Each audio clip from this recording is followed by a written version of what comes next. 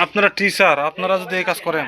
কেন্দ্রে চলছিল দাখিল পরীক্ষা। হলের ভেতরে ছাত্ররা যখন উত্তর লিখতে ব্যস্ত, ঠিক তখনই বাইরে চলছিল অভিনব এক জালিয়াতি। কেন্দ্রের বাইরে বসে এক ছাত্রের খাতায় উত্তর লিখে দিচ্ছিলেন তিনজন শিক্ষক। এ সময় তাদের হাতে নাতে ধরে ফেলে র্যাব। কুষ্টিয়ার দৌলতপুর উপজেলার চুয়ামল্লিকপাড়া রেজওয়ানুল উলুম দাখিল মাদ্রাসা কেন্দ্রে ঘটে চাঞ্চল্যকর এই ঘটনা, যার কেন্দ্রবিন্দু দাখিল পরীক্ষার্থী মোহাম্মদ নাসিরুল্লাহ। তিনি মহিষকুণ্ডী মুসলিমনগর দাখিল মাদ্রাসার ছাত্র এবং একই মাদ্রাসার সুপার আব্দুল ওয়াহাব বিশ্বাসের ছেলে।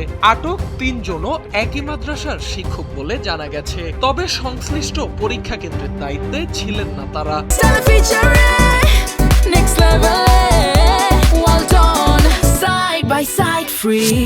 অভিযোগ রয়েছে, দীর্ঘদিন যাবৎ অর্থের বিনিময়ে এ ধরনের অনৈতিক কর্মকাণ্ডের সঙ্গে জড়িত ছিলেন ওই তিন শিক্ষক। ঘটনার পর তাৎক্ষণিকভাবে পরীক্ষার্থী নাসিরুল্লাহকে বহিষ্কার করা হয়। তবে শিক্ষকরা কেন্দ্রের বাইরে থেকে আটক হওয়ায় তাদের বিরুদ্ধে সঙ্গে সঙ্গে প্রশাসনিক ব্যবস্থা নেওয়া সম্ভব হয়নি। তবে নির্বাহী ম্যাজিস্ট্রেট অভিযুক্তদের বিরুদ্ধে কঠোর আইনগত ব্যবস্থা নেয়ার নির্দেশ দেন।